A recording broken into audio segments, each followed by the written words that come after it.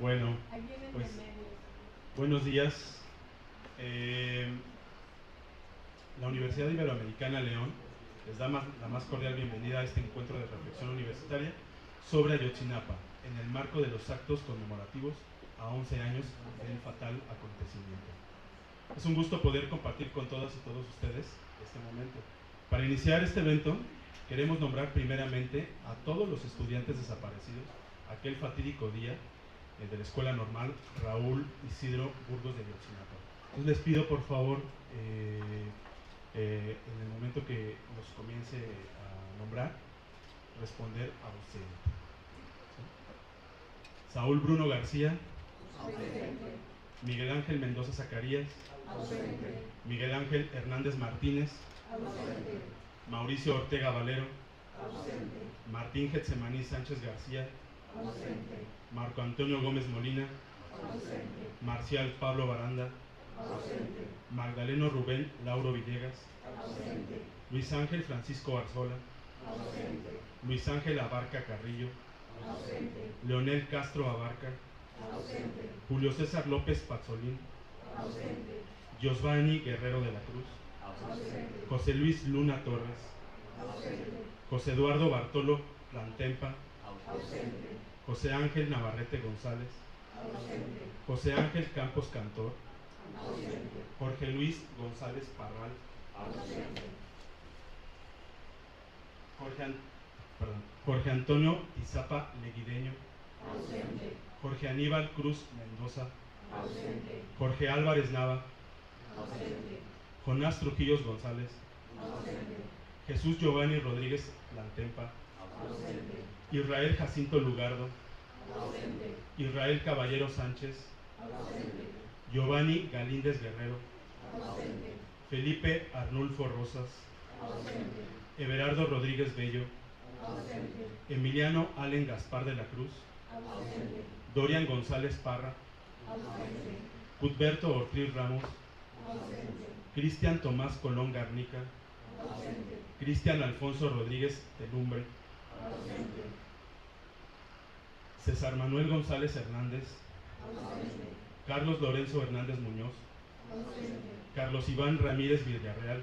Ausente. Bernardo Flores Alcaraz. Ausente. Benjamín Asensio Bautista. Ausente. Antonio Santana Maestro. Ausente. Alexander Mora Venancio. Ausente. Adán Abraham de la Cruz. Ausente. Abelardo Vázquez Penitén. Ausente. Abel García Hernández. Ausente. Porque vivos se los llevaron, vivos los queremos. Muchas gracias. Igualmente queremos destacar y agradecer la presencia de nuestros invitados. Siempre es muy conmovedor pasar la lista, porque siempre hablamos de los 43, y efectivamente son 43 estudiantes, pero me parece que es fundamental siempre en un acto conmemorativo de esta desagradable situación nombrarles. Bueno, nuestros invitados los presento. Primeramente al doctor Fabricio Loruso, investigador y académico de nuestra casa de estudios. Es investigador del Departamento de Ciencias Sociales y Humanidades y del Laboratorio de Resistencias contra las Desapariciones de la Ibero León. Es coordinador del Cuerpo Académico de Desigualdad Social de la Universidad. Es maestro en Economía y Empresa por la Universidad L. Bocconi de Milán, Italia. Es maestro y doctor en Estudios Latinoamericanos por la Universidad Nacional Autónoma de México e integrante del Sistema Nacional de Investigadores. La maestra Gabriela Naranjo Guevara, doctoranda en Estudios Jurídicos, Políticos y de Gobierno por la Universidad de Guanajuato. Es maestra en Derecho Constitucional y Amparo por la Universidad Iberoamericana de León, maestra en Educación Media Superior por la Universidad de León y es coordinadora de la licenciatura en Derecho de aquí de la universidad. Es docente y capacitadora en temas de Derecho Constitucional, Derechos Humanos, Empresa de Derechos Humanos y Derecho Internacional y Derecho Internacional de los Derechos Humanos. El doctor Raimundo Sandoval es defensor de derechos humanos desde hace 25 años, es coordinador del proyecto de incidencia política de la familia de personas desaparecidas en Guanajuato y Jalisco a través de los procesos de organización de construcción de memoria, y es cofundador de la Plataforma por la Paz y la Justicia en Guanajuato. También me permito presentar a la estudiante Aranza Rodríguez Pérez. Ella es estudiante de Ingeniería en Biotecnología en Albero León. Se interesa por proyectos que construyan puentes entre la ciencia, el arte y la religión. Ha participado en el Magis Exchange como voluntario en la India por 6 meses. El licenciado Bruno Serrano, licenciado en Relaciones Internacionales por la Ibero León, ha trabajado temas de derechos humanos en defensa de los pueblos originarios y desaparición forzada. Actualmente se centra en desarrollar proyectos visuales de fotoperiodismo y fotografía documental enfocados en la documentación social y ambiental. Y el licenciado Alejandro Buenrostro, licenciado en Ciencia Política y Administración Pública, egresado con trayectoria destacada por la Universidad de Guanajuato. Es estudiante de la maestría en Análisis Político por la Universidad de Guanajuato, Campus Guanajuato, y es profesor de nivel medio superior y superior. Bueno, aquí están nuestros invitados. También les agradecemos a ustedes por estar aquí presentes.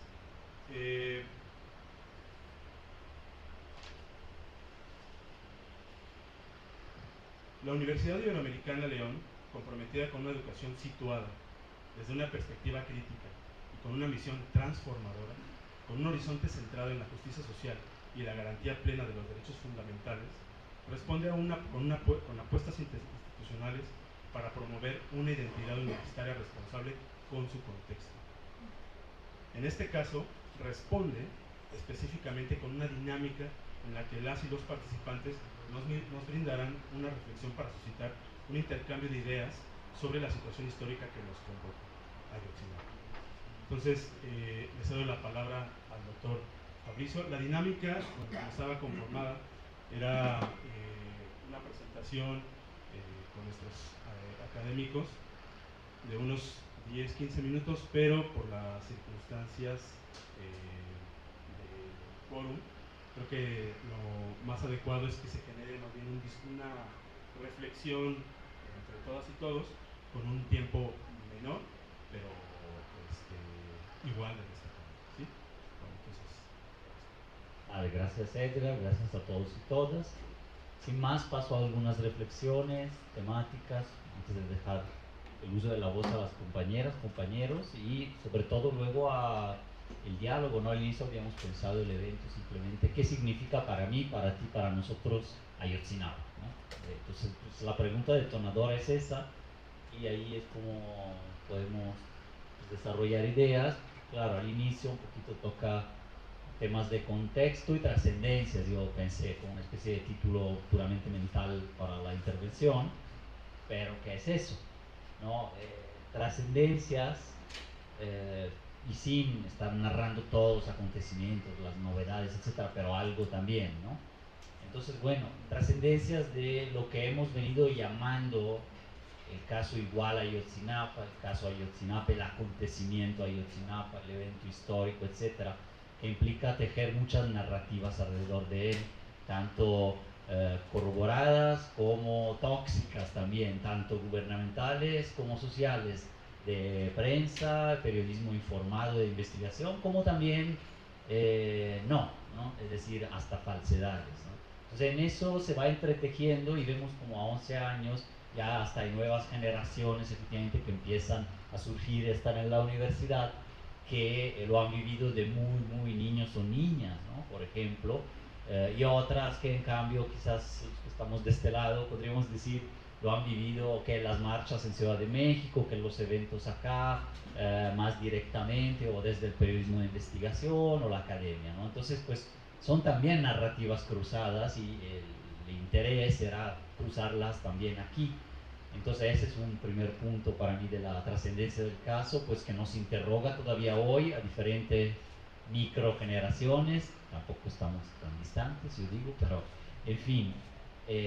Por otro lado, un acontecimiento efectivamente que ha sido no solo local, como efectivamente quisieron las autoridades en algún momento, localizarlo, circunscribirlo, reducirlo, sino efectivamente nacional y global.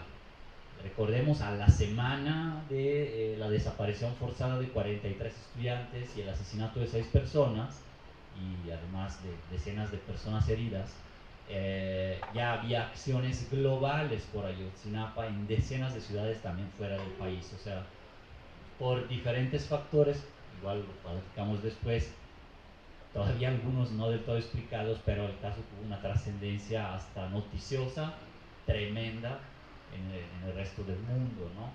También nos habla la trascendencia del caso que nos ha dejado, que ha significado la persistencia de la impunidad entre épocas del siglo XX, la contrainsurgencia, la guerra sucia, los años 90, 2000, el resurgir lamentablemente el fenómeno de la desaparición generalizada, por lo menos en México, bajo nuevas circunstancias, y entonces un caso que entre otros, pero por ese impacto también real de desaparición masiva y mediático, pues que ha trazado un hito, ¿no?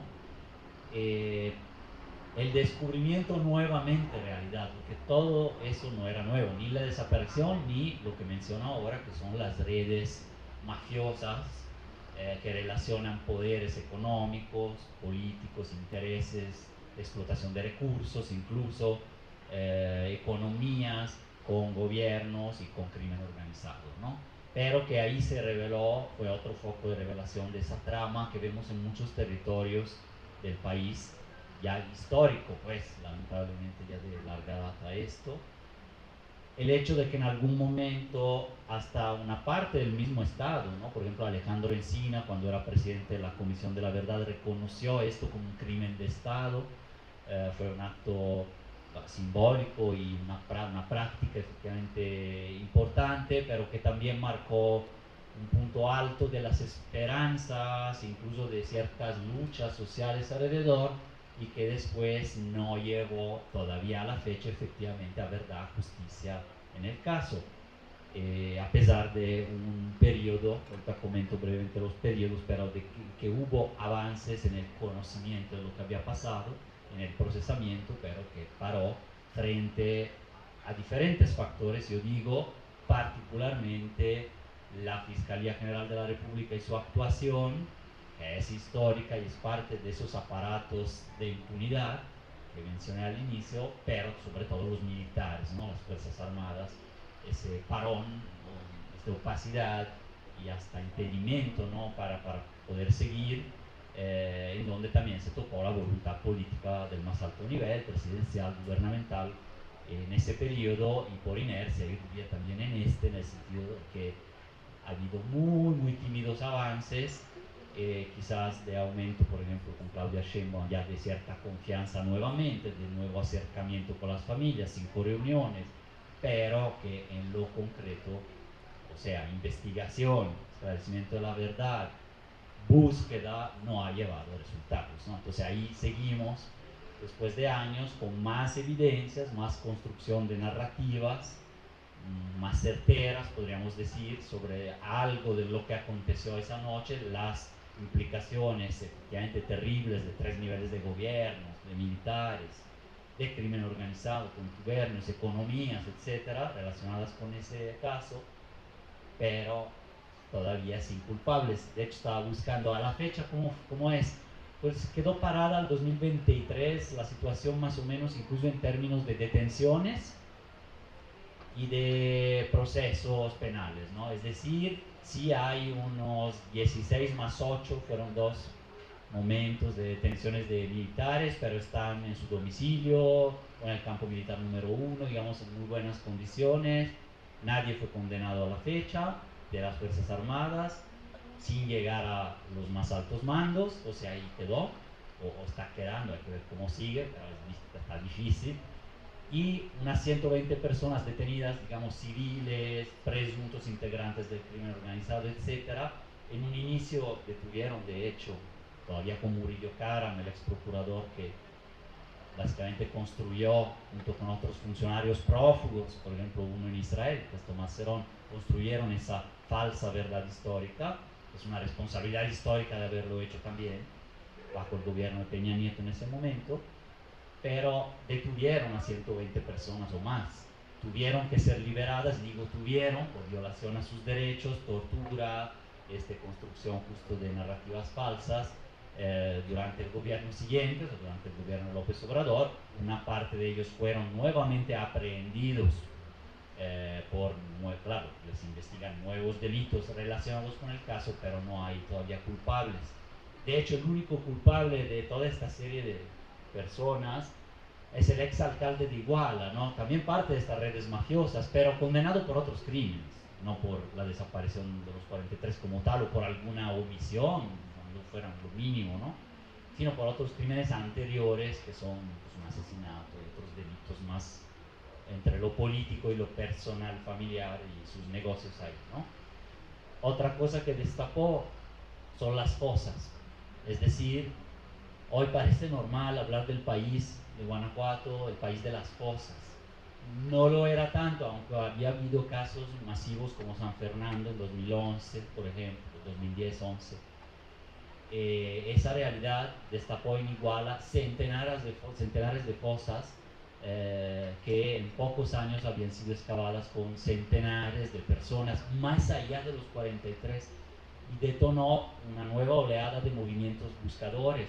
Las buscadoras, las rastreadoras, los buscadores de Iguala, que los colectivos de sabuesos, etcétera, así metafóricamente como se llaman estas personas que buscan, todo el movimiento de las personas buscadoras, pero ahora sí en brigadas y en fosas clandestinas. No es que antes no se buscara, ¿no? Desde los 70 buscan sus desaparecidos, pero esta nueva modalidad fue mucho más, digamos, impactante y masiva, como parte de un movimiento incluso ya nacional de esto.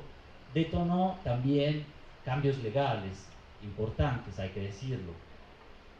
Lamentablemente, o sea, un andamiaje institucional efectivamente importante, con las comisiones de búsqueda, las fiscalías especializadas para la búsqueda, con la ley de desapariciones y el sistema de búsqueda, que es un andamiaje institucional y respetuoso de derechos humanos y estándares internacionales alto, en términos legalistas o legales, sí, pero en términos prácticos tampoco se ha traducido en una, por lo menos, regularización o disminución del propio fenómeno. Entonces, claroscuros también en ese aspecto, en donde de avanzada, muchas veces en México ha estado en la avanzada, en temas de regular derechos humanos, incorporar o trabajarlos, pero no en la práctica de ellos, o sea, en la vivencia también cotidiana, desde todos los derechos básicos hasta las nuevas oleadas, podríamos decir así, de derechos humanos, ¿no? Entonces, bueno, la invitación, o sea, a nuevas generaciones, a nosotros, a todos, ¿no? Es también no normalizar esa cotidianidad de las cosas, o sea, sorprenderse, protestar, no normalizar esa también cotidianidad de las desapariciones, tratar de entender el fenómeno sin acercársele con pánico, no con prejuicio, con criminalización, sino de una manera dentro de lo que cabe, sí, lo más racional posible, en el sentido de entender qué hay detrás, etcétera, y poderlo justo razonar en diálogos como este, ¿no? Entonces, bueno, faltan 2 minutitos nada más para la intervención. Entre las trascendencias que iba a mencionar, también, ya mencioné, bueno, entendimos el blindaje militar, ¿no?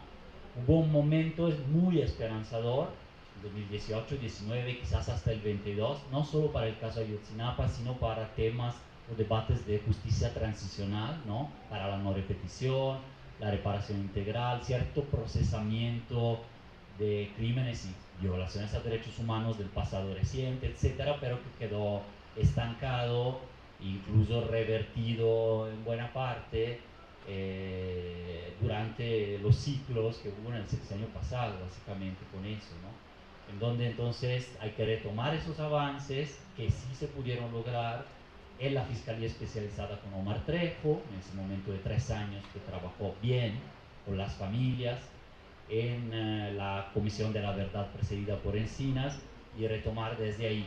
Por ahora estamos como que también en una relativa ausencia del tema, de los reflectores, lo cual puede ser bueno, se está ausente tanto de los reflectores como tal, de la manipulación política o no, como más bien si a eso le siguieran resultados concretos estaría bien. Entonces, qué bueno, y celebro que en cambio si vuelva a los reflectores en términos de sociedad civil, de actuación en las plazas, etcétera, como si está habiendo todavía en el país. Entonces, bueno, estas eran mis reflexiones. Dejo la palabra al vecino y amigo Ray. Buenas tardes. Yo quisiera hacer dos comentarios. Uno sobre las etapas históricas de Ayotzinapa y dos sobre cómo estos eventos, desde hace 10 años aquí en La Ibero, nos han permitido también hablar de la desaparición en Guanajuato. Primero quiero citar una exposición que Mario Patrón, el ex rector de La Ibero Puebla, hizo recientemente en un foro sobre luces y sombras de Ayotzinapa, y él describe 6 etapas históricas en estos últimos 11 años después de la desaparición de los 43.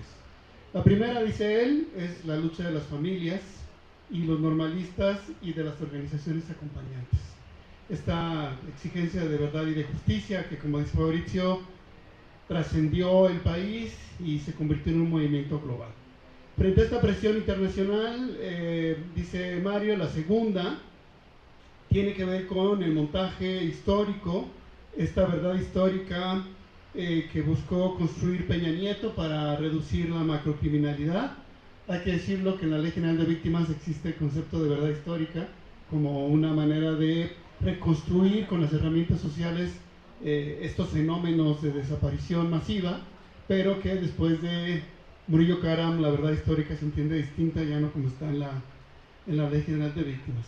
Tercera, el desmontaje de esa verdad histórica a partir del grupo interdisciplinario de expertos independientes, que hay que señalarlo, se forma a partir de un mecanismo internacional, la Corte Interamericana de Derechos Humanos, a partir de una medida provisional, decide establecer un grupo de trabajo para ofrecer asistencia técnica al gobierno de México. Hemos discutido durante estos años el contenido de los informes, la trascendencia que han tenido sus recomendaciones, y ha sido muy importante reconocer también el papel de los organismos internacionales. Cuarta, dice Mario, esta oportunidad perdida que implica en 2018 el cambio electoral, cuando existía esta esperanza, dice Fabricio, de justicia transicional, que se fue a la basura con el gobierno de la Cuarta Transformación, y que incluso aquí en Guanajuato tuvimos un foro de pacificación en 2018 en el que participaban las familias de personas desaparecidas y que quedó en nada. No hubo una propuesta de justicia transicional del gobierno de la 4T, autodenominada 4T, y esta, dice Mario, es la cuarta etapa de la oportunidad perdida. Después de esta viene de nuevo la esperanza en estas luces y sombras de Ayotzinapa, que implica una vez más la exigencia histórica de que este gobierno tiene una responsabilidad, el gobierno 2018-2024, de encontrar a los desaparecidos. Ustedes recordarán los discursos de Andrés Manuel en 2018 diciendo que él se los iba a encontrar, y ya Fabricio nos decía qué pasó con el debilitamiento no solamente de las comisiones, sino de el ataque directamente al Ministerio Público que investigaba este delito. Y finalmente la etapa actual, dice Mario, ¿no?, que es donde padres y madres después de 11 años siguen exigiendo verdad y justicia, donde estamos frente a un gobierno que ya va a cumplir un año, que ya no es tanto un gobierno de transición, sino de continuidad con el gobierno de Andrés Manuel, y que sigue manteniendo la impunidad.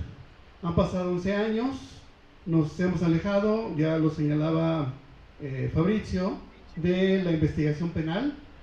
Las comisiones, el grupo interdisciplinario desapareció, no hay, digamos, una ruta estratégica que nos acerque a la verdad y a la justicia en Ayotzinapa, y la impunidad sigue marcando el caso, pero además en una nueva etapa de doble impunidad, como lo han señalado, para reconocer la impunidad histórica de la guerra sucia con las desapariciones actuales. Ahora estamos en Ayotzinapa pensando en un evento de alto impacto intermedio, que no es de la guerra sucia, o de la contrainsurgencia, sino que pues ya se está constituyendo en una etapa, digamos, intermedia entre esa violencia histórica que se vivió en los 70s, en los 80s, con lo que actualmente estamos viviendo en México. El segundo comentario que quiero hacer, después de estas 6 etapas de Ayotzinapa, es cómo los foros que hemos tenido aquí en la Ibero, y voy a permitirme citar algunos, no solamente en lo anecdótico, sino también como en la perspectiva del contenido académico y de reflexión que hemos construido. El primero fue hace 10 años, me acuerdo que estaba Alejandra en ese entonces ofreciendo, digamos, una perspectiva psicosocial, Alejandra González Marín, Doroni nos hizo un recorrido también por cómo había sucesos históricos y la desaparición venía también desde el Cono Sur. Hace 9 años ya Fabrizio estaba en la Ibero y comenzamos también a retomar estos eventos. Hace 7 años vino Mario Vergara, que estuvo en el Lux, junto con Fabrizio, con Lourdes y conmigo. Mario Vergara, que ahora en paz descanse, está buscando a Tony desde otros espacios. Y a partir de 2018 comenzamos a hablar de la desaparición en Guanajuato, tomando también como marco de reflexión el caso Ayotzinapa. Desde 2019, 2020 que comenzó la discusión de las iniciativas de ley y que nos acercamos a los colectivos o al primer colectivo que en su momento estaba surgiendo en Guanajuato en 2019, en Irapuato, comenzamos también a hacer estas reflexiones, ¿no? Y cierro mi segundo comentario retomando un foro que se hizo en 2019. Ustedes recordarán que tuvimos como invitado virtual, porque estábamos en plena pandemia, 2019-2020, si no me equivoco. Uno donde estuvo Santiago Corcuera. No sé si alguien se acuerda de ese foro 2019-2020. Santiago dijo algo que ha resonado mucho en las familias en Guanajuato, que es activen mecanismos internacionales. Para quienes estudian relaciones internacionales, ya será algo más cotidiano pensar en las acciones urgentes, en las comunicaciones individuales, en las medidas cautelares de la Comisión Interamericana, estas medidas provisionales de la Corte Interamericana, la sentencia, los dictámenes que ha emitido el Comité contra la Desaparición Forzada, luego la visita que tuvo el Comité en Guanajuato en 2021, surge también a partir de la reflexión que nos hizo en un foro como estos nuestro colega Santiago Corcuera, profesor de la Ibero Ciudad de México, donde nos dice: activen las acciones urgentes. Y a partir de 2019, las familias y quienes les acompañamos hemos activado cerca de una treintena de acciones urgentes, y ello fue a partir de la discusión, de la conversación que hemos tenido entre nosotras, entre nosotros, pero también con otros colegas. Y eso me lleva a concluir en esta participación la importancia del diálogo que hemos tenido en estos espacios. La necesidad de discutir, no solamente nombrando a Ayotzinapa como un compromiso ético y social, sino como la oportunidad de vernos en el espejo de Ayotzinapa, en los procesos de acompañamiento psicosocial, en la activación de diferentes mecanismos, en la necesidad, dice Fabrizio, de aprender de estos movimientos históricos y de sumarnos a estos movimientos globales. Muchísimas gracias. Muchas gracias. Pues muy buenos días a todos y a todas. Gracias por la organización de este evento. Me da pues gusto compartir el espacio con exalumnos, con alumnas, con compañeros, compañeras.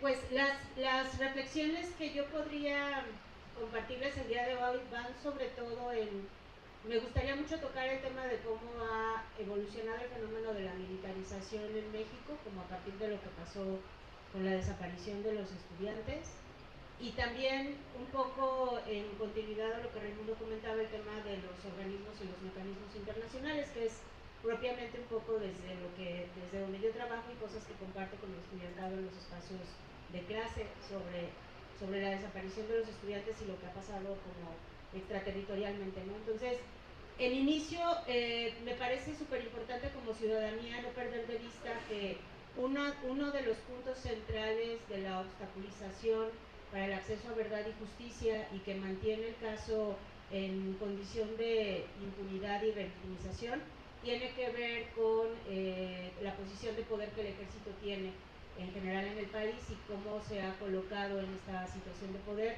frente propiamente al fenómeno de la desaparición de los estudiantes, que es importante también considerar como un elemento que nos coloca en el reconocimiento de un contexto de desaparición forzada e involuntaria. Muchas veces estas desapariciones practicadas por particulares, pero pues son de facto también reconocidas como desapariciones forzadas por la aquiescencia que tiene el Estado a través de sus cuerpos de seguridad para que la desaparición suceda, ¿no?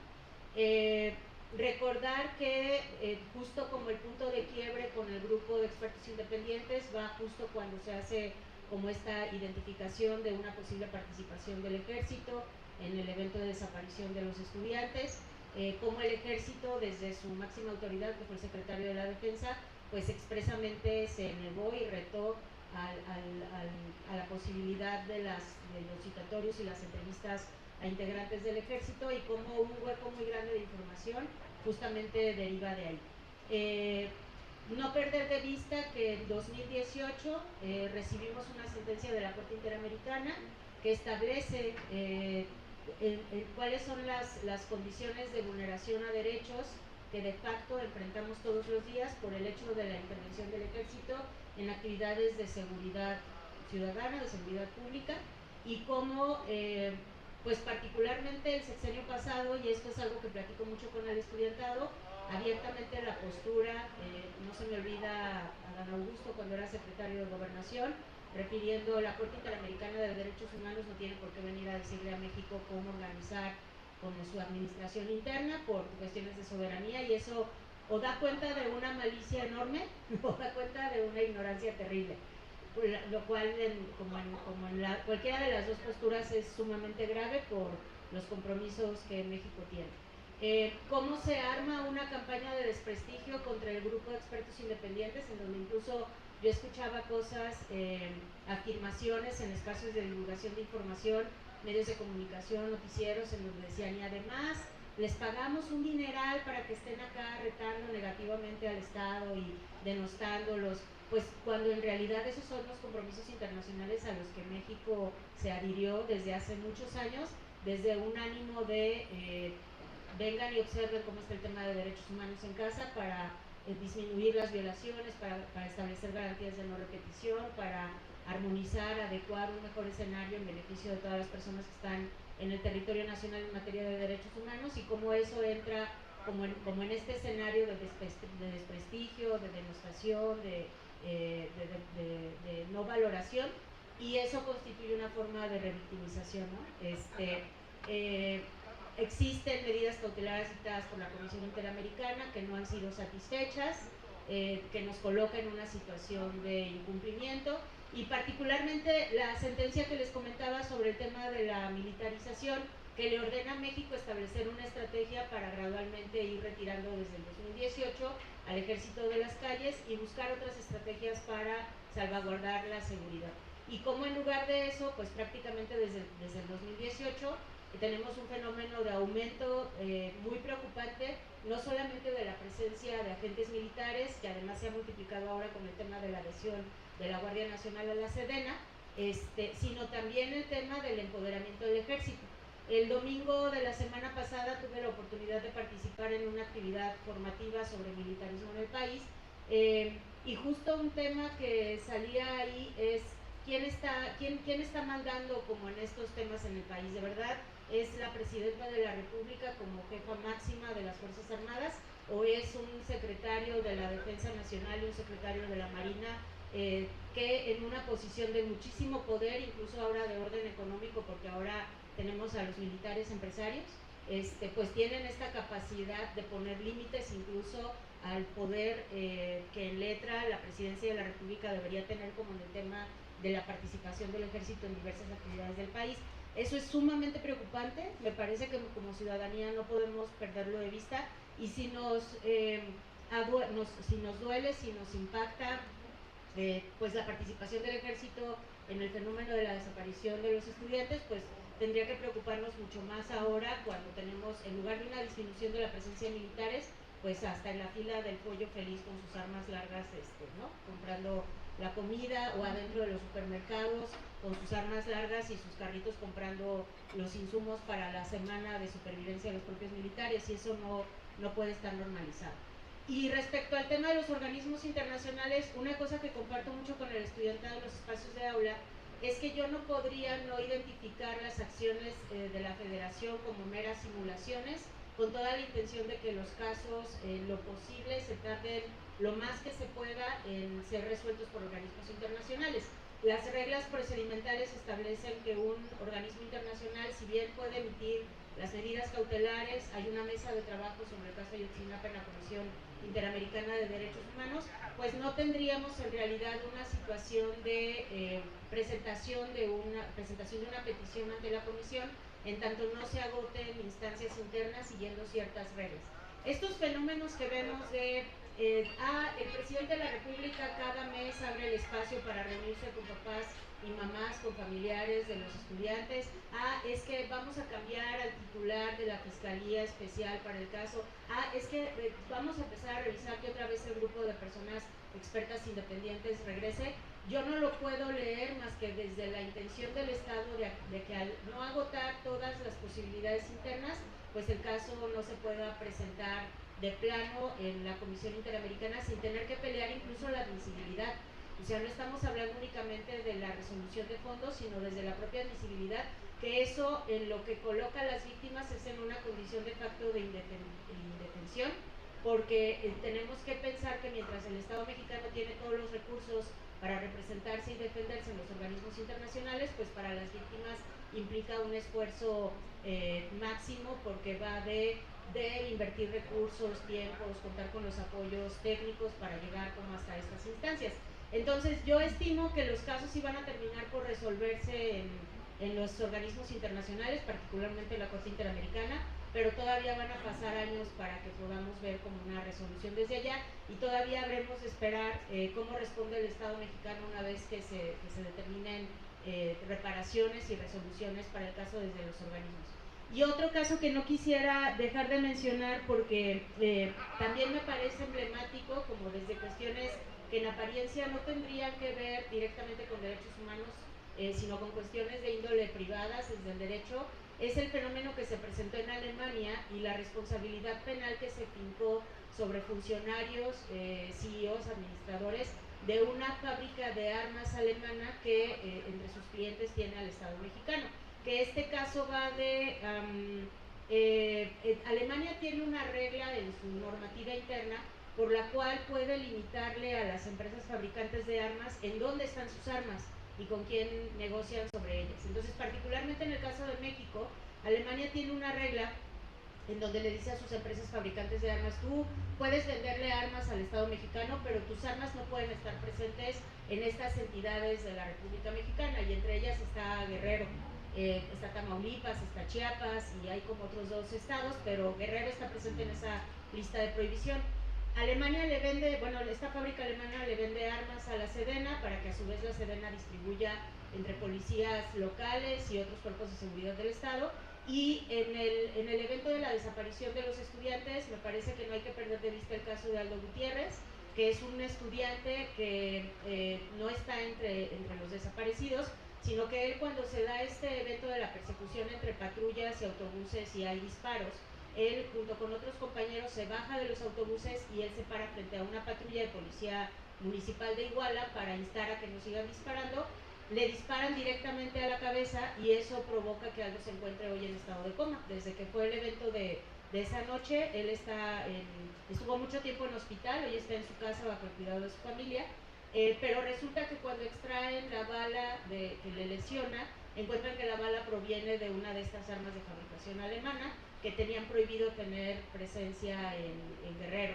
Entonces eso deriva en que el propio gobierno alemán inicia una denuncia por la vía penal contra administradores de esta fábrica, que da como resultado una sentencia de culpabilidad contra 2 de sus administradores, que hoy están en una condena de privación de la libertad de tipo domiciliar, y tuvieron que pagar una multa, una sanción al propio gobierno de Alemania. En los juicios estuvo presente uno de los hermanos de Aldo. Me parece importante mencionarlo primero para dar cuenta cómo frente a la incapacidad de algunos mecanismos internos pudiera ser que encontremos esperanza incluso en mecanismos internacionales de diferentes características, no solamente en materia de derechos humanos, sino también con otras miradas de lo jurídico.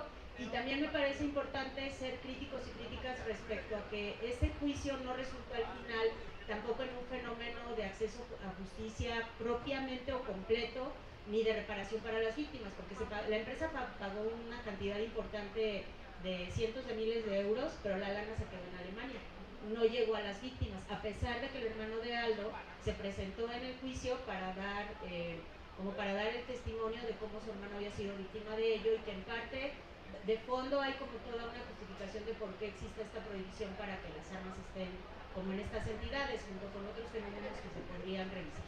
Entonces, me parece que como ciudadanía es importante conocer estos mecanismos, porque frente a la incapacidad, inacción y también mala intención del Estado, sí tendríamos que empezar a fortalecer la legitimidad y la presencia de los organismos internacionales también frente a un Estado que si bien no son perfectos, pues tampoco los valoran y claramente, frontalmente nos han dicho que no tienen ninguna disposición para obedecer sus criterios, cuando sus criterios van pues de garantizarnos ciertas protecciones mínimas, ¿no? Entonces de eso va con la reflexión que yo presenté. Hola, buenos días todavía. Primero que nada agradecer a la Ibero por estos espacios de reflexión crítica que son importantes y fundamentales para la comunidad estudiantil y específicamente para el desarrollo de las comunidades locales, y que esto se pueda exponer en otros espacios, ¿no? Antes de comenzar con mi intervención, quería mencionar que la desaparición forzada ha tenido diferentes espacios o ha estado presente en diferentes contextos espaciotemporales, ¿no? Entonces Guerrero ha sido presente o ha sido el protagonista específicamente en la época de la contrainsurgencia, 1965 a 1985. Pero sí quería hacer esta separación porque la desaparición forzada, la del 2014, la de los 43 de Ayotzinapa, Iguala, no responde a las mismas lógicas que sí ocupaba en el periodo de la contrainsurgencia. ¿Por qué? A partir de 1982, 1988, que es un debate académico, con la llegada del neoliberalismo a México, no solamente cambia la estructura económica, sino también agudiza las desigualdades, ya sea de clase, etcétera, ¿no? Entonces la desaparición forzada ya no tenía un perpetrador claro y ya no tenía una víctima clara, sino esto se complejiza. La desaparición forzada de los 43 de Ayotzinapa responde justamente a estas lógicas donde se complejizan las víctimas y donde se complejizan los perpetradores.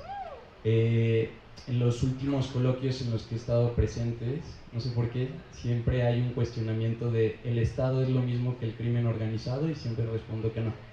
Porque cuando respondo que no es un simbionte, me hace creer que estoy resistiendo a que el crimen organizado en algún momento sea aquella definición que decía Max Weber del monopolio legítimo de la violencia física.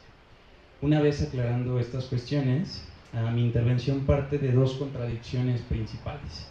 La primera contradicción es ser joven y no ser revolucionario. Es una contradicción genética. Y la otra contradicción es el Estado liberal se hace creer democrático. Entonces voy a desarrollar ambas. Primero empiezo con la primera. Ser joven y no ser revolucionario es una gran contradicción genética. ¿Por qué? Yo, como dijeron, soy egresado de la licenciatura en Ciencia Política y Administración Pública en la Universidad de Guanajuato, Campus León. Nunca me dieron un semestre de marxismo, nunca había Trotsky, nunca había Luxemburgo. Entonces, si si esto llega a la Universidad de Guanajuato, si específicamente aquí, porque de esto se trata, que hay una reflexión crítica como nuestro papel desde universitarios y lo que significa para nosotros Ayotzinapa, y diría Rosalinda Fregoso en el libro de Gabriel Gatti de Cartografías del Abandono, Ayotzinapa es un punto de inflexión no solamente territorial, sino también en nuestras conciencias. Entonces, creo que es momento, y esto es parte del neoliberalismo, esto es parte de la estructura económica, es momento de no empezar a ver por un individuo, porque esto llega con el libre mercado, no es momento de empezar a ver por un sujeto, sino por la colectividad, ¿no? Entonces, empezar a ver no por un tema aspiracional económico, sino empezar a ver por el crecimiento y el desarrollo de las colectividades. Eso lo primero. Y la otra es una contradicción, porque los pilares que nos vendieron en la Universidad de Guanajuato siempre fueron pensamiento crítico, analítico y reflexivo.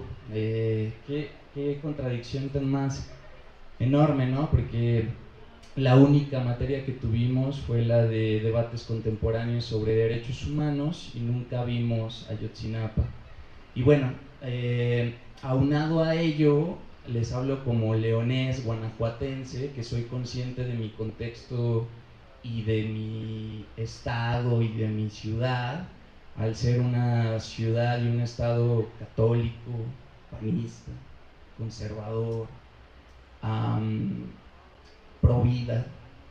Entiendo que jamás, ni en mi primaria, ni en mi secundaria, me iban a enseñar qué era el Ejército Zapatista de Liberación Nacional, y tampoco me iban a hacer comprender que yo era parte de un entorno donde había desapariciones forzadas, y también nunca me iban a enseñar qué significaba el 2 de octubre, pero que realmente me enseñaran qué significaba el 2 de octubre, ¿no? Si bien, ya una vez hablando de esto del 2 de octubre, si bien el 2 de octubre significa mucho, quiero resaltar que el 26 de septiembre quiere decir desaparición forzada, específicamente, ¿no?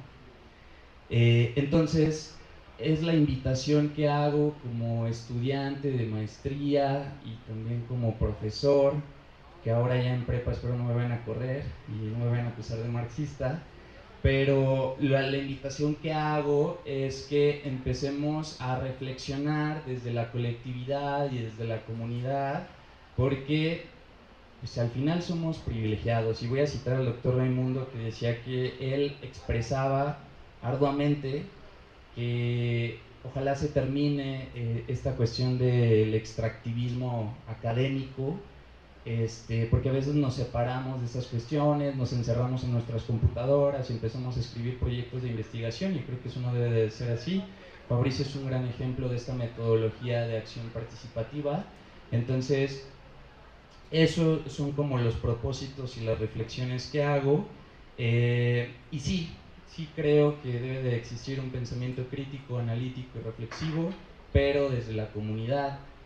Hay veces que no nos damos cuenta todo lo que nos impuso el neoliberalismo, porque prácticamente pues, es invisible, es una estructura enorme, pero creo que sí es fundamental criticar esta cuestión. Y la otra, rápidamente, la otra gran contradicción, el Estado liberal, ahora el Estado neoliberal nos vendió que puede haber democracia, ¿no? Que nos vendieron los grandes autores liberales, entre ellos Sartori, Bobbio, Berlanga, que puede existir espacios democráticos, ¿no?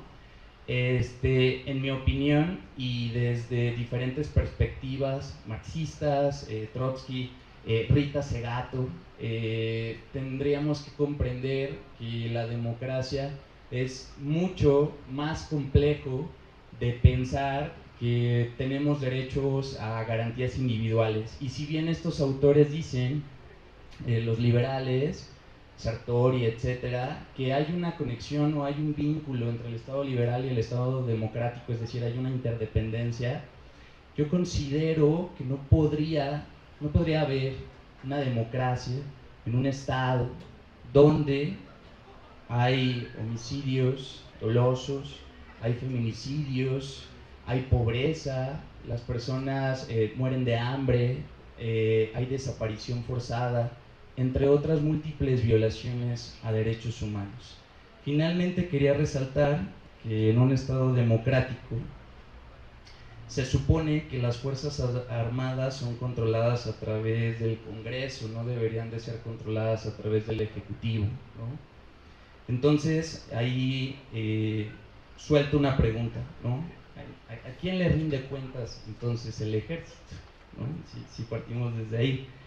Y la otra gran contradicción del Estado democrático es pues que las armas no apuntan hacia adentro, ¿no? Diría maestro Giovanni, apuntan hacia afuera, apuntan a la población.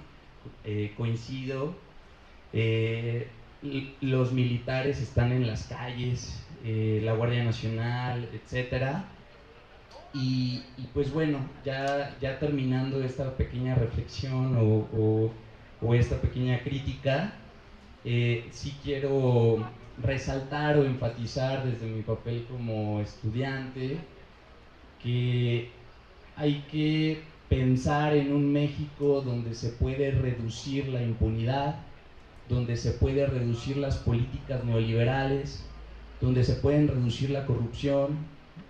Tampoco quiero hablar de eliminar por completo, porque creo que en estos momentos es una utopía. Creo que también nos vendieron a la perfección con la llegada de López Obrador al poder que el Estado neoliberal iba a acabar. Eso no es así. Pero principalmente quería resaltar que se tiene que desmilitarizar el país. Sé que es, en estos momentos tal vez suena como un sueño, ¿no? Pero justamente estos espacios académicos, y cuando yo llegué a la academia, yo sí creo que son para soñar, ¿no? Y espero, fielmente lo creo, que la academia es un espacio donde debe ser neutral, pacífico, pero nos tiene que empezar a criticar nuestro entorno, ¿no? Y pues bueno, gracias, y porque vivas se lo llevaron, y vivas los queremos. Bueno, gracias por el espacio, es un honor estar aquí compartiendo con mentores y compañeros. Y estamos aquí para recordar 43 personas, pero que no son 43, sino son más de 130,000 personas. No son una estadística, tienen nombre, son padres, madres, hijos, hijas, hermanos y hermanas. Me gustaría partir de ahí, ¿no? No olvidemos que son personas y no son estadísticas. Las estadísticas nos ayudan a comprender el contexto, pero comprender quiénes son nos entiende o nos llega a tener empatía, ¿no? Dicho esto, me gustaría hacer esta pequeña intervención partiendo de una vivencia.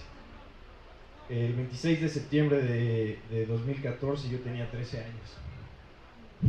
13 años, imagínense, ¿no? Yo estaba en el LUC, segundo de secundaria, y me acuerdo perfectamente el anti-performance, si lo quisiéramos llamar así, que en cada salón se puso una banca vacía, con una foto, con tu nombre, y así esparcidos por las aulas y por los salones, no solo en las aulas, sino también en el espacio del campus de Lux. En su momento yo no tenía interés o no comprendía la magnitud de lo que significaba los 43 o el 26 de septiembre. Y es partiendo de ese punto que quiero llegar a esta introducción, bueno, a esta intervención, perdón.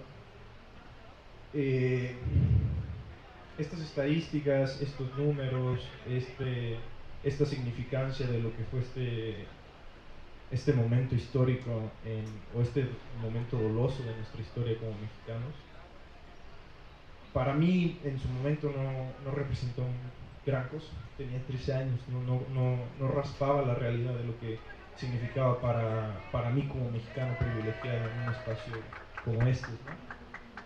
No fue hasta el año pasado que empecé a trabajar colaborar con Madres Buscadoras, que realmente entendí lo que significaba los 43 normalistas y el 26 de septiembre. Porque nada, ninguna investigación, ninguna revisión histórica se puede equiparar al testimonio de una madre buscadora. Nada. Y fue escuchar a las madres en esos primeros espacios que me hizo comprender lo que significaba los 43 normalistas desaparecidos, y como ya lo dije, no son 43, sino son más de 130.000 personas en el país, que realmente me hizo entender la gravedad del asunto y me hizo entender en la situación en la que estamos, ¿no? Y partiendo de esto que he dicho, el tema que yo quisiera desarrollar es la educación. Esta moneda de dos caras. Por una parte tenemos a los normales de Ayotzinapa, como otros campos, donde la educación es una resistencia, es una sobrevivencia, es un espacio antisistémico y antiestructural de cómo se tiene que vivir la educación para estas personas, ¿no? Después, si nos vamos al otro polo, como en el espacio en donde nos encontramos, instituciones privadas significan un privilegio. Significan tener contactos, significa tener no que preocuparse si vengo o no a clases, ¿no? Y ese es ese espacio en donde tenemos una situación con dos realidades completamente distintas. Estos 43 normalistas, este centro antisistémico de resistencia, se ve comparado con espacios de instituciones privadas. Y me hubiera gustado que hubiera habido más estudiantes, la verdad, pero no pasa nada, quien debe estar, debe estar. Y dicho esto, es la invitación que yo quería dar, ¿no? Desde nuestro privilegio tenemos dos opciones: seguir fomentando este discurso de desigualdad, seguir aportando al sistema, seguir siendo indiferentes, falta de empatía, o tenemos la otra cara de la moneda, ¿no? Tener estos espacios de diálogo, tener una visión crítica de la violencia que existe en el país, de cómo nosotros desde nuestro privilegio podemos erradicar discursos desiguales, cómo de estos espacios de privilegio podemos apoyar a estos grupos vulnerables, que no me gusta el término de grupos vulnerables, pero grupos que han sido violentados sistémicamente por todo el proceso histórico mexicano, ¿no? ¿Qué podemos hacer, o sea, como estudiantes? Es nuestra primera, lo que yo quería hablar, ¿no? Porque yo soy estudiante, porque yo convivo con estudiantes, porque veo que el estudiantado está muy apático. Entonces, digo, me hubiera gustado que hubiera más estudiantes porque mi discurso era hacia ellos, en el sentido que se acercaran, que vieran cómo se puede transformar esta violencia, cómo estos espacios como el que estamos en el día de hoy pueden ayudar a transformar a la violencia. Espacios como el trabajo del doctor Fabrizio, como el trabajo del doctor Raimundo, ayudan a que el estudiantado de un cierto sector privilegiado pueda ayudar a acompañar, a trabajar con, y también este discurso que no somos salvadores, ¿no? Porque después tendemos a caer en que, como yo tengo el privilegio, tengo que ser el salvador de estas personas, ¿no? Y no es el caso, sino que tenemos que trabajar al lado de ellos, apoyándolos, ayudándolos. Se acaba de inaugurar el laboratorio de resistencias, son espacios muy valiosos. Estos, justamente como los mencionaba, son espacios muy valiosos. Y comprender esta lucha de clases. La normal, o las normales como la de Ayotzinapa, representan estos bastiones de defensa contra el sistema, ¿no? Contra esta verdad histórica que se nos impuso, estas ideologías, y que el Estado, más que un defensor de derechos, más que un defensor del pueblo, es un cómplice de la violencia, de las estructuras de poder. Entonces, eso para mí es lo que significa los 43 o el 26 de septiembre. Es el ejemplo o es el rostro de un dolor que ha acompañado a la sociedad mexicana por siglos, y que Ayotzinapa se convirtió en ese rostro del dolor, en esa complicidad del Estado con los grupos delictivos, criminales, y que esa vena sigue abierta, como diría Galeano. Entonces, tenemos que entender eso. Tenemos que entender en el privilegio en el que estamos y, como diría Paulo Freire, tener una pedagogía de la liberación, de un espacio donde la educación represente cambios transformadores y pilares de defensa. La Ibero, estoy consciente de que es uno de ellos, pero invitar a más espacios educativos que conformen esos espacios en contra de la violencia y en contra de tanta situación que vemos día a día, ¿no? Entonces, es la invitación, si más estudiantes ven esto en el futuro, ¿no?, que se acerquen a estos espacios, que simplemente con el hecho de ya recordar un nombre, con el simplemente de hecho de dialogar, así sean 2 minutos, hacen un cambio en la mentalidad o en esta ideología de violencia y de esta violencia estructural y sistémica que existe tan arraigada en nuestro estado, ¿no?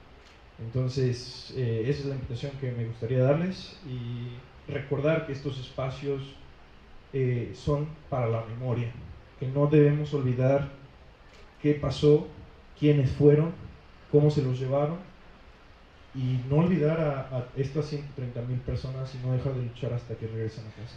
Gracias.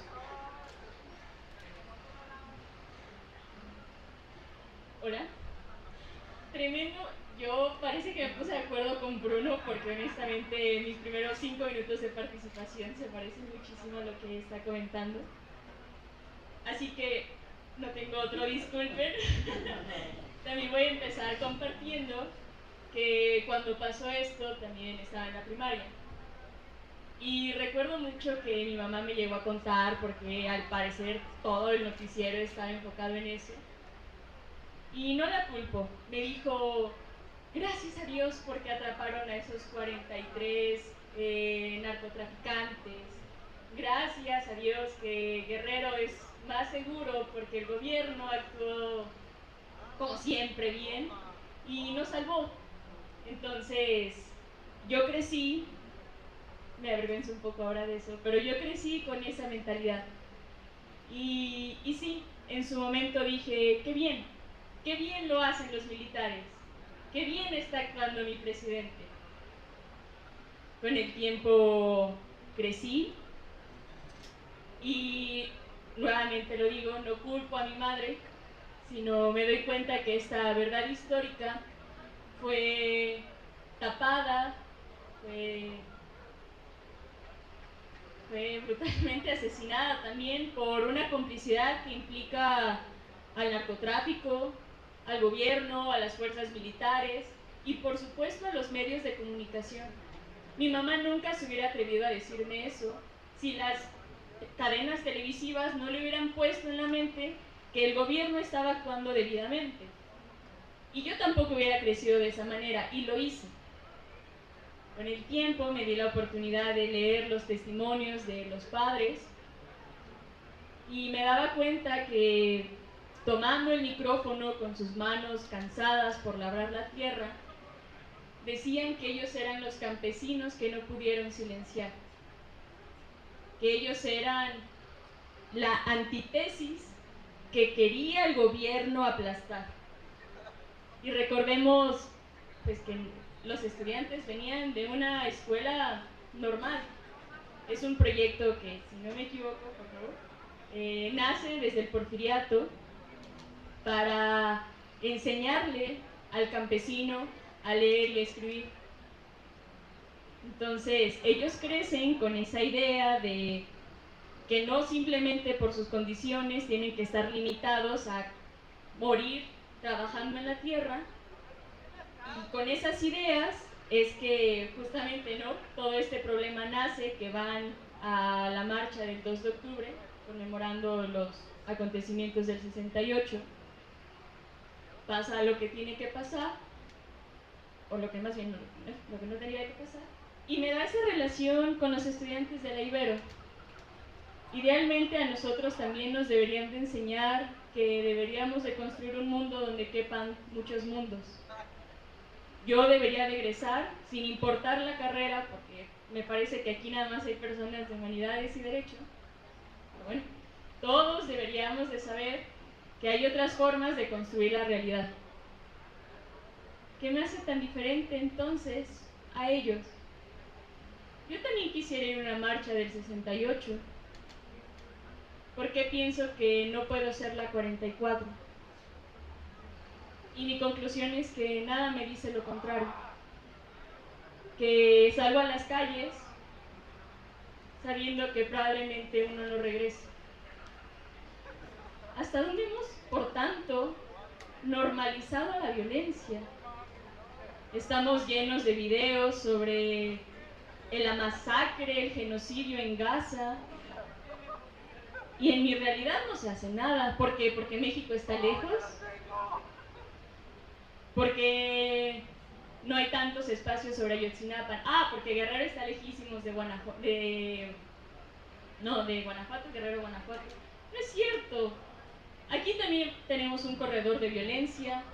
Aquí también estamos muy cerca de células muy grandes del narcotráfico. No me hace ser diferente a ellos nada.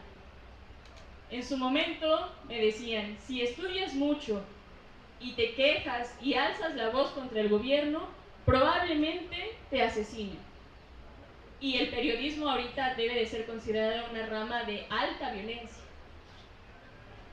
Y ahora, por ser mujer, por subirme a un camión que no debía de subirme, por haber ganado haber ganado un partido de fútbol y haberme subido a un camión donde no me correspondía, también puedo desaparecer.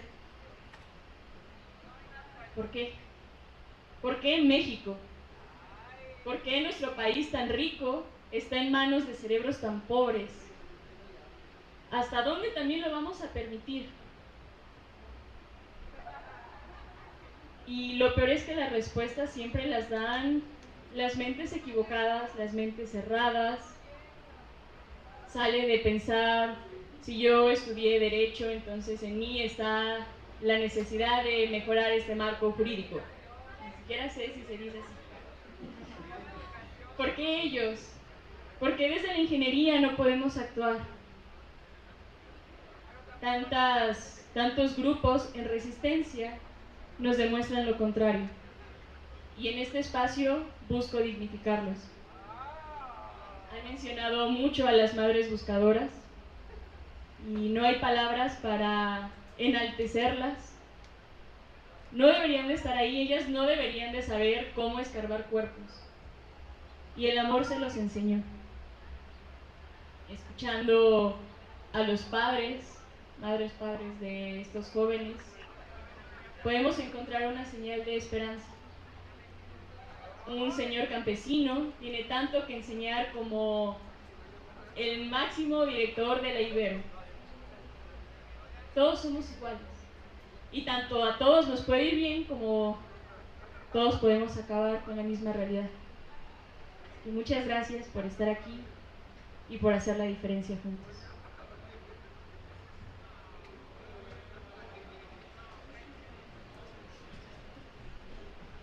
Pues muchas gracias. Un aplauso, por favor, a todas las.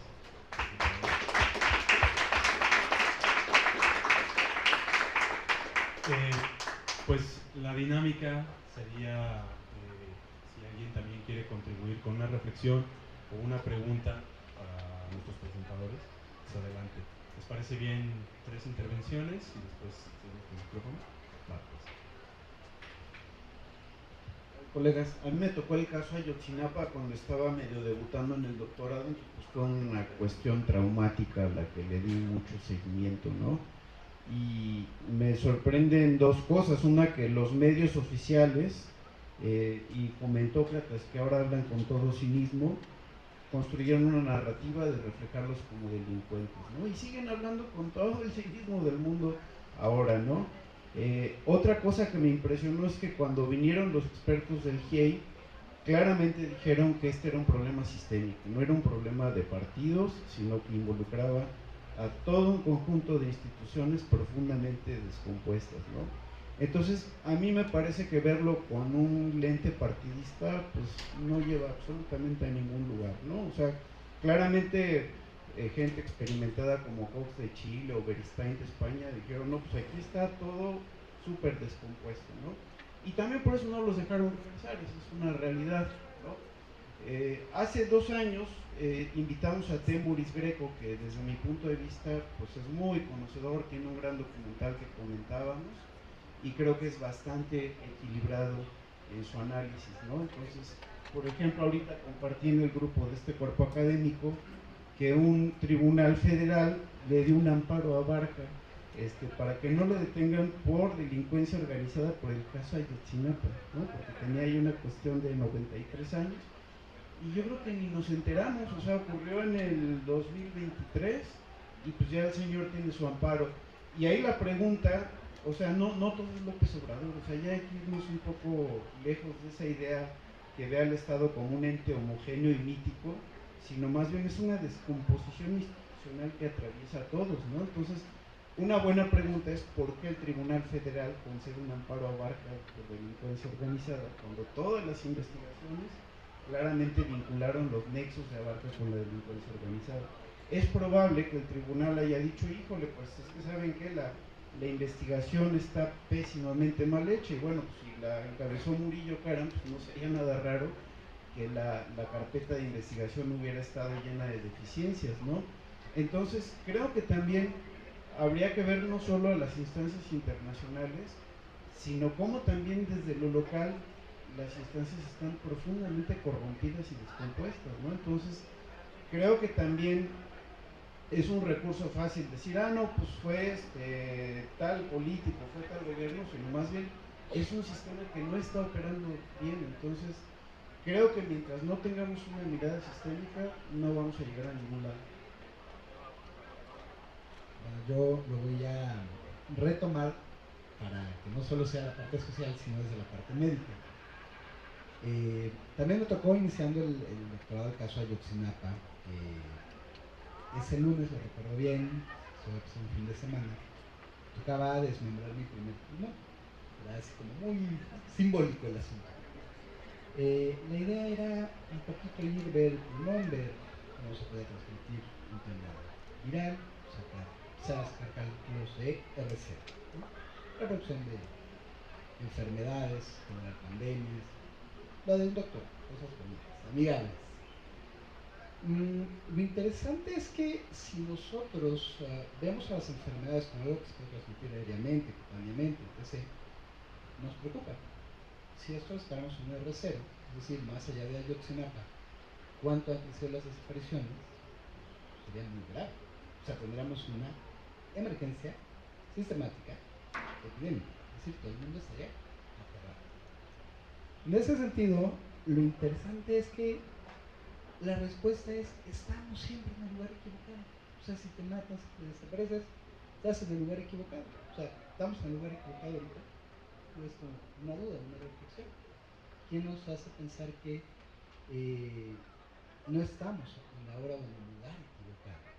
Y eso es lo grave de las desapariciones, que esa palabra, hora, lugar, equivocada es sistemática para decir, se vuelve un número más. Y un número más ya no existe para el Estado, ya no existe.